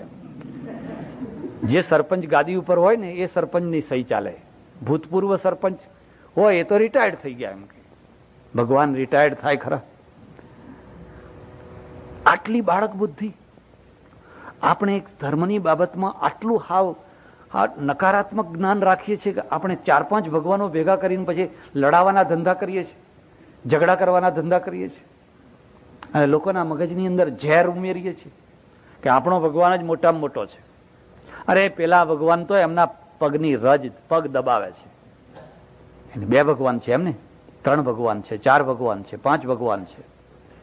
તમે મુસલમાનો આગળ ટકી નહીં શકો, તમે ક્રિશ્ચનો આગળ ટકી નહીં શકો, તમારા બાળકોને તમે જવાબ નહીં આપી શકો, આવનારી પ્રજાને તમે શું જવાબ આપશો?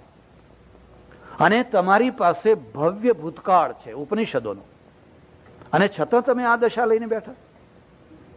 એટલે પહેલી વાત છે, પહેલી વાત એ કે થિયરિકલ જે જ્ઞાન છે એ થિયરિકલ જ્ઞાનમાં આપણી શું સ્થિતિ છે? આપણે એકેશ્વરવાદી છીએ, આપણે સૂર્યને માનીએ, ચંદ્રને માનીએ, દેવોને માનીએ, બધાને માનીએ, પણ બધાનું સમીકરણ એક બ્રહ્મમાં. તમે કોઈ પણ વિધર્મીને સમજાવી શકો કે અમે આ બધાને માનીએ છીએ, પણ એ બધા ઉપરના આકાર છે. એનું મૂળ તત્વ, એક તત્વ તો એક જ છે. તમે ગૌરવપૂર્વક લોકોના આગળ ઉભા રહી શકો, તમારા બાળકોના આગળ ઉભા રહી શકો. તમે પોતે નક્કર રીતે સમજ્યા હો તો તમારા બાળકોને પણ નક્કર રીતે સમજાવી શકો. બીજી વાત, આ ભગવાન કેવો છે? સાકાર છે કે નિરાકાર છે? સગુણ છે કે નિર્ગુણ છે? બહુ મોટો ઝઘડો. અને 12મો અધ્યાય ભગવદ્ ગીતામાં તમે જોશો તો ભગવદ્ ગીતામાં પણ 12મા અધ્યાયમાં ભક્તિ યોગમાં આ પ્રશ્ન ઉપાડ્યો છે. મૂળમાં આ ઉપનિષદનો પ્રશ્ન છે. યત્તદ્રેશ્યમ ગ્રાહ્યમ ગોત્રમ વર્ણમ ચક્ષુ અપાણીપાદો જવનો ગૃહીતા પશ્યત્ય ચક્ષુ સશૃણોત્ય કર્ણઃ સવેત્તિ વેદ્યમ ન ચ તસ્યાસ્તિ વેત્તા. હા, શું કઈ લખ્યું છે! ઓહો, ઘણી વાર એમ થાય કે આટલી બધી ભવ્ય ભૂતકાળની વાતો હોવા છતાં આ પ્રજા આટલી બધી ભટકાઈ કેમ? કારણ કે ઉપનિષદો છોડી દીધા. એ બધું આખું જ્ઞાન જ છોડી દીધું. અને તમને નવાઈ લાગશે, ઉપનિષદોનો પ્રચાર ભારતની બહાર કરનારો પહેલો માણસ મુસલમાન હતો, કોઈ હિન્દુ નતો. આપણે તો બેડીઓ વાળી પ્રજા. તમારાથી વેદ ના વંચાય, તમારાથી ઓમ ના બોલાય, તમારાથી બહેનોથી ના બોલાય, તમારાથી ફલાણું ના થાય, તમને ગાદી ઉપર બેસવાનો અધિકાર નહીં.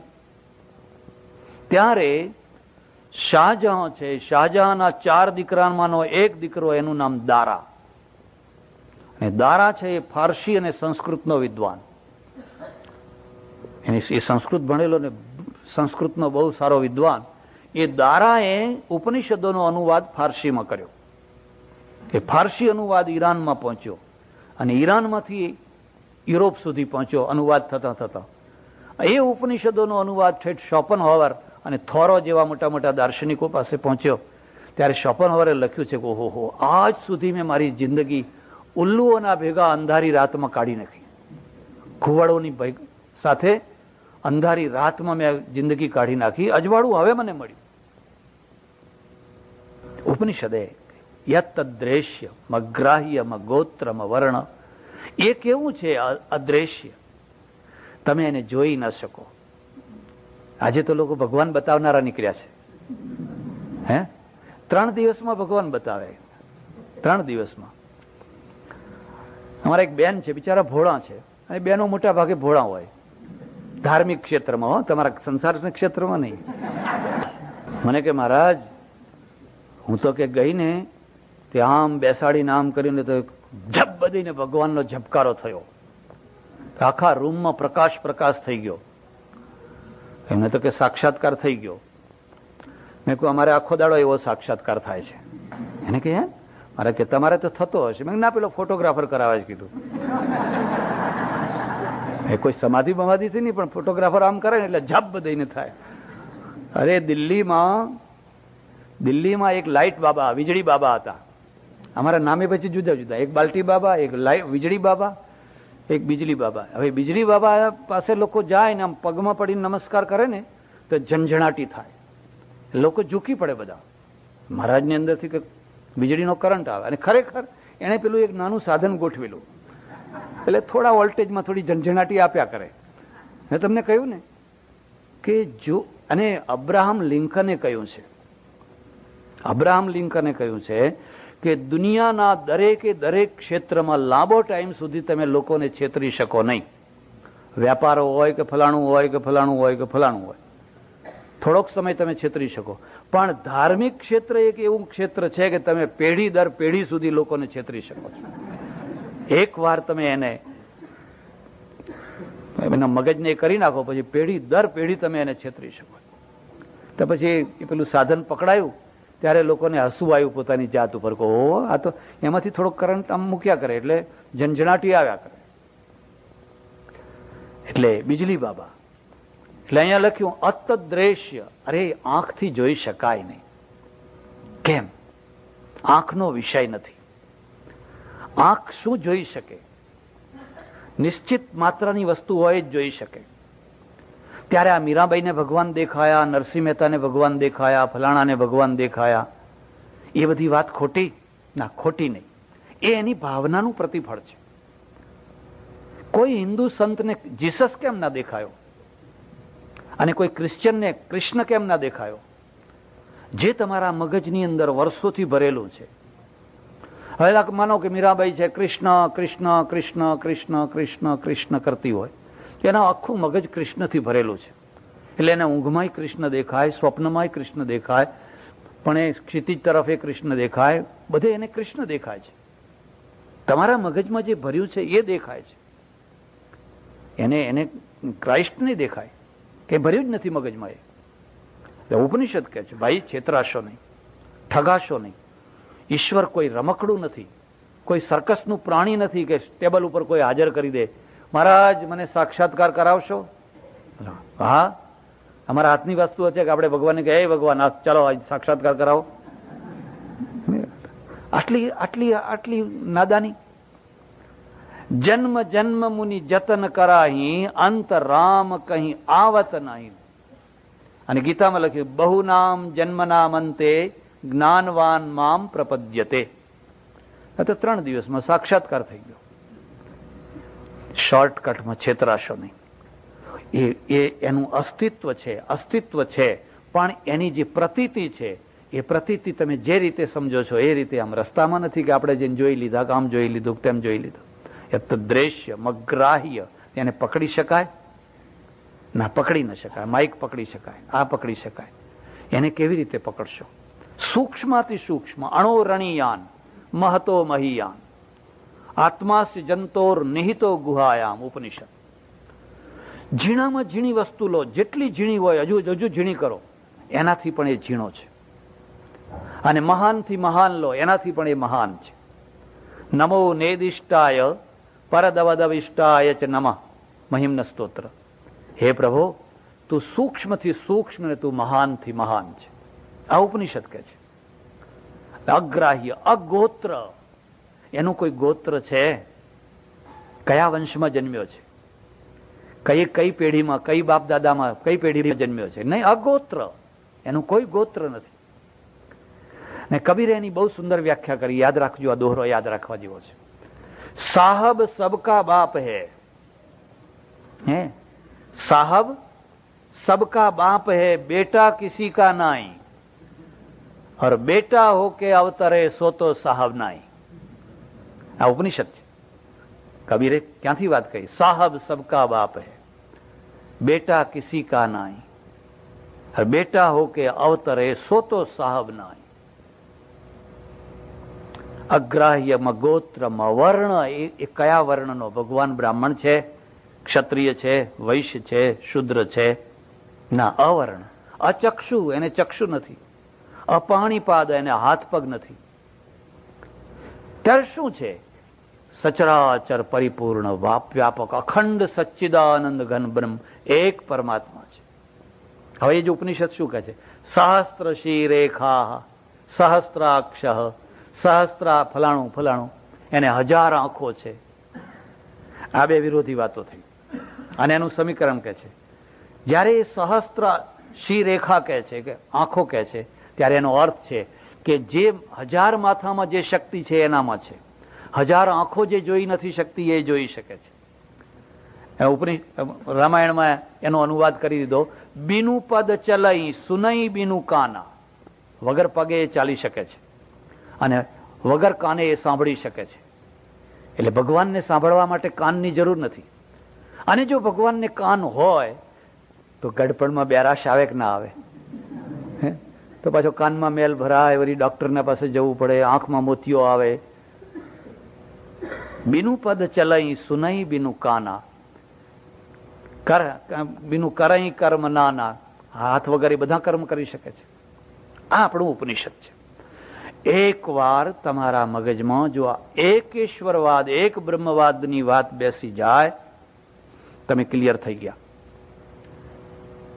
પછી તમારે કોઈ શંકા કુશંકા ભટકાવવાની કોઈ જરૂર નહીં. સમીકરણ કરવાનું, આ શું છે? એનું જ રૂપ છે. આ શું છે? એનું જ રૂપ છે. આ 1000 પ્રકારની મીઠાઈઓ છે, ચણાના લોટની છે. આ 1000 રંગના ઓશિકા છે, રૂ એક જ છે, ઉપરના ગ્લેપનો કલર જુદો છે. આ 1000 ગાયોનું દૂધ છે, ગાય લાલ છે, પીળી છે, કાળી છે, દૂધ સફેદ છે, દૂધ એક જ છે. દૂધ એ તત્વ છે, ઉપરનો કલર એ ઉપરની વાત છે. ઉપનિષદ એ તત્વ છે. અને જો તમે તત્વમાં જાઓ તો તમને આ વાત સ્પષ્ટ થઈ જાય. આજે હિન્દુ પ્રજાને આની જરૂર છે કે હજુ વધારે ભગવાનોમાં વહેંચાવાની જરૂર છે. 900 ભગવાનો છે ભારતમાં જીવતા, એમાં 4-5 તો મારા ઓળખીતા જ પાછા. 4-5 તો ઓળખીતા છે, 1-2 તો ગુજરી ગયા. અને નવાઈ એ કે બેમાંથી એકેને ખબર નથી પડી કે અમે ગુજરી જવાના છીએ. શું વાત કરું તમને, બેયની મોટી મહત્વાકાંક્ષાઓ હતી, અધૂરી રહી ગઈ. સામાન્ય માણસને તમે જોજો, એ કઈ આપતો હોય છે કાલે હું ગુજરી જઈશ. મેં મારા અનુભવ પુસ્તક છે એમાં 2 પ્રકરણો લખ્યા છે, તમે વાંચજો. હું પોતે જ કન્ફ્યુઝ થઈ ગયેલો. અમારે કાશીની અંદર એક બહુ મોટા સંન્યાસી, એટલા ત્યાગી, એટલા વિરક્ત, એટલા જ્ઞાની, એટલા તપસ્વી, આખા ભારતમાં 2-3 સંન્યાસીઓમાં એમનું સ્થાન. બિરલા શેઠ મળવા આવેલા, એમને બારણા બંધ કરી દીધેલા. हमको क्या काम है, बिरला की यहाँ जरूर नहीं. तो અમે તો સામે દોડીએ, હો બિરલા આયા કેમ કે તમને ખબર નથી. અમારે ત્યાં એક માણસ ગાડીઓ જોનારો બેઠો હોય છે કે મર્સિડીઝ વાળા આવ્યા કે ટોયેટા વાળા આવ્યા કે ફલાણા આવ્યા કે ફલાણા આવ્યા, જેવી ગાડી એવું માન પાછું. એટલે તમને ખબર ના પડે. કાશીમાં અમારે એક મંદિરમાં બેઠેલો, એ બધા વકીલ અંદર ભેગા થાય ને એટલે બધી પેટ છૂટેલી વાત કરે, ડોક્ટરો કરે, એમ અમે બધા એવું કરીએ. બેઠેલા એટલે મહારાજ પેલા પ્રસાદ આપ્યા કરે. એ મેં કહ્યું, તમે આ જુદો જુદો પ્રસાદ આપો છો, કોઈને વધારે, કોઈને કંઈ, તો શી રીતે તમને ખબર પડે છે કે કોને કયો પ્રસાદ આપવો? મને કહે તમારું કામ, તમારી લાઈન જુદી, એમ કે આ કામ તમારું નહીં. પણ કહો તો ખરા. મને કે પેલો સાધુ જે ભગવાન આગળ ઉભો આમ તાલીઓ વગાડીને ભગવાનનું ભજન કરે છે ને, એ બધા કોડ વર્ડ આપે છે. ત્યાંથી કોડ વર્ડ શું આવે છે? મને કે મારે એના સામે જોવાનું ને, એ પેલો ત્યાં મૂકે એટલે એ બધા હાથના બધા ઈશારા કરે કે આમ કરે એટલે સમજી જવાનું, આમ વગાડે એટલે સમજી જવાનું ફલાણું. એટલે બધા કોડ વર્ડ ત્યાંથી આવે છે. આના ત્યાં બિરલા ગયેલા, જુગલ કિશોર બિરલા બહુ ભાવિક માણસ હતા, અને દરવાજા બંધ કરી દીધા, બારણું બંધ. સામાન્ય રૂમમાં રહેતા કે यहाँ કોઈ જરૂર નહીં બિરલા કે. આટલો ત્યાગી માણસ મરતી વખતે એટલા દુઃખી થયા, એટલા રીબાયા કે આપણને અરેરાટી છૂટી જાય. અને ત્યારે અમે બધા ભણીએ નાના છોકરા જેવા, એટલે બધી વાતની સમજ ના પડે. એમ જ થાય કે આ માણસ તો આટલો પવિત્ર મહાત્મા, પૂર્વનો કોઈ કર્મ હશે. બહુ દુઃખી થાય.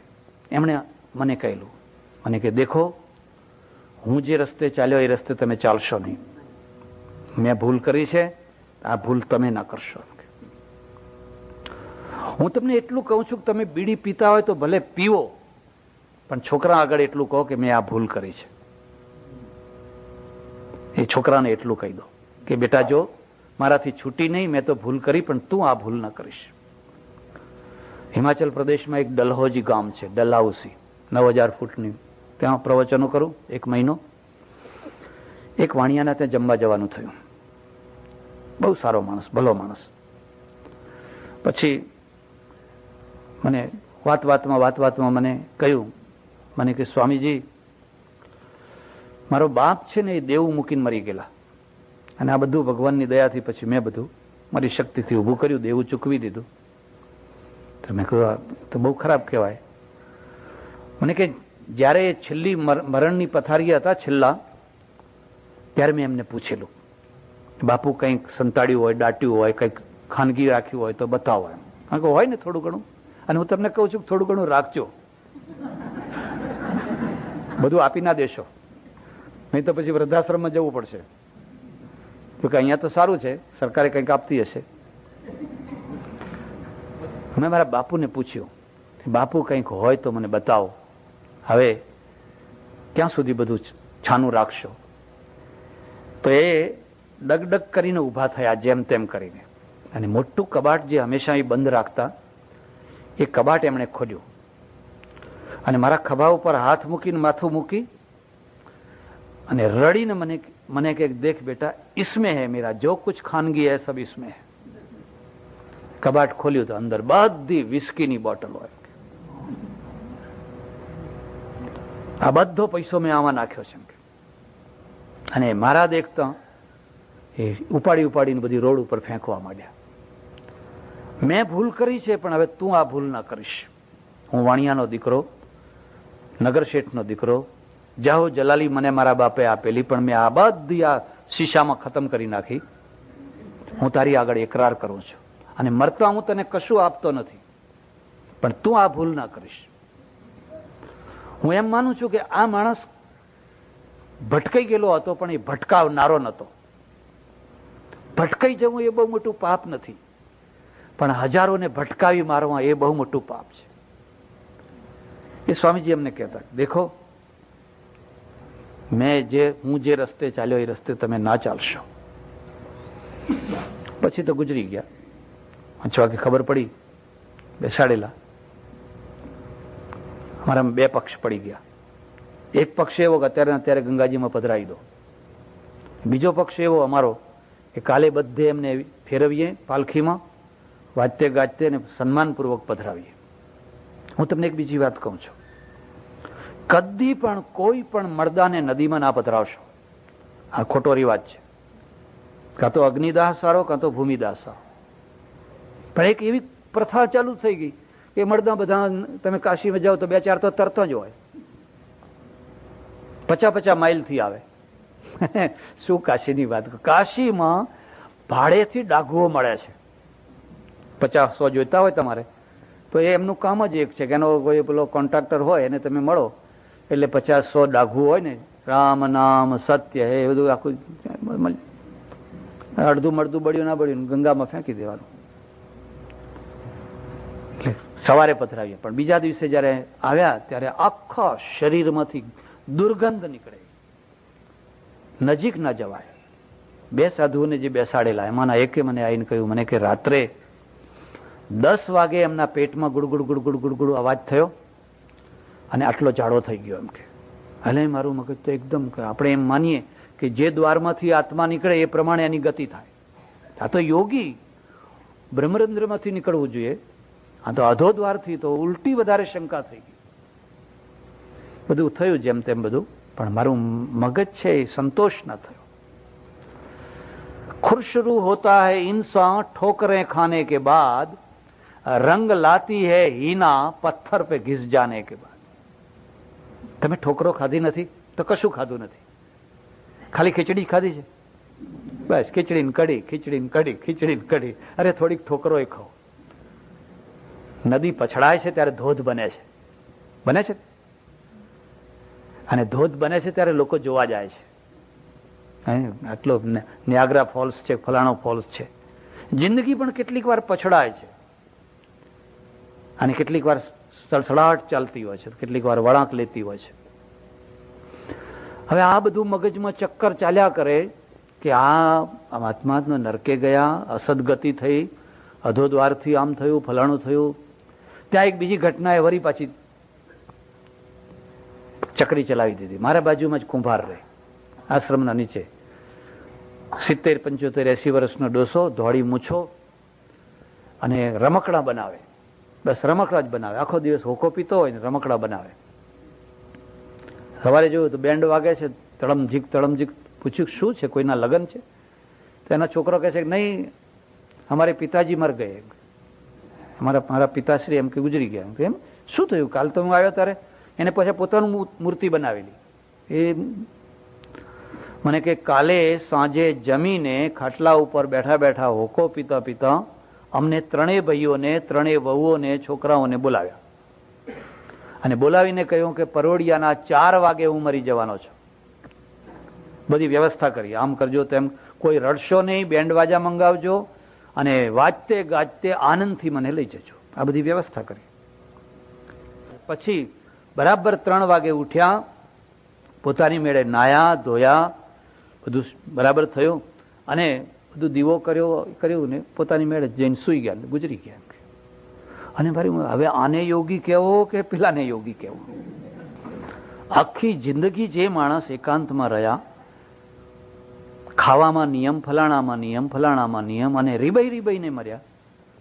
એક માણસ આખી જિંદગી સહજ જીવન જીવ્યો, રમકડા રમતો રહ્યો, હોકો પીતો હતો, અને છતાં યોગીના જેવો કે શું 4 વાગે ગુજરી જવાનો છું. એને અનાસક્તિ છે, કોઈ મોહ નથી, કોઈ કકરાટ નથી. આને યોગી કહેવો કે આને યોગી કહેવો? કદી ચક્કરમાં ના પડશો. સહજ જીવન એ જ મોટો યોગ છે. આ સહજ જીવન એ જ યોગ છે. અને એ જ ઉપનિષદો તમને એ જ તરફ લઈ જવા માંગે, ગીતા એ તરફ લઈ જવા માંગે છે, ચક્કરમાં નથી ચડાવવા માંગતી. એટલે ફરી પાછો આ ગોત્રમ વર્ણમ ચક્ષુ અશ્રોત્ર પાણીપાદો જવનો ગૃહીતા પશ્યત્ય ચક્ષુ સશૃણોત્ય કર્ણ એક બ્રહ્મ. ત્યારે બીજો પ્રશ્ન કે સાકાર છે કે નિરાકાર છે, સગુણ છે કે નિર્ગુણ છે, શું છે, કેવો છે, કેવી રીતે આપણે એને સમજીએ? આ થિયરિકલ દ્રષ્ટિ છે. આને દર્શન કહેવાય. અને દર્શન છે એનું કામ છે મગજને ક્લિયર કરવું. મસ્તિષ્કની વ્યવસ્થા એ સૌથી મોટામાં મોટી વ્યવસ્થા, અને વ્યવહારની વ્યવસ્થા એ સેકન્ડ નંબરની વ્યવસ્થા. તમારું ઘર ચોખ્ખું છે, તમારી ગાડી બરાબર છે, બ્રેક સારી છે, સ્ટેરિંગ સારું છે, બધું બરાબર છે, માત્ર ચલાવનારનું મગજ જ બરાબર નથી. શું થશે? ગાડી તો બરાબર છે. પ્રજા છે એની પાસે બે વસ્તુઓ છે, એક મસ્તિષ્ક છે અને એક વ્યવહાર છે. દર્શનમાંથી મસ્તિષ્ક બનતું હોય છે, અને મસ્તિષ્ક જ્યાં તમારું ક્લિયર થઈ ગયું એટલે બસ બધો ભાર ઉતરી ગયો, બધા શંકા કુશંકાઓ ભેદ બધા દૂર થઈ ગયા. અને પછી વ્યવહાર ક્લિયર કરવો હોય તો બહુ સરળ કામ છે, પછી અઘરું કામ નથી. ગાડી બગડી હશે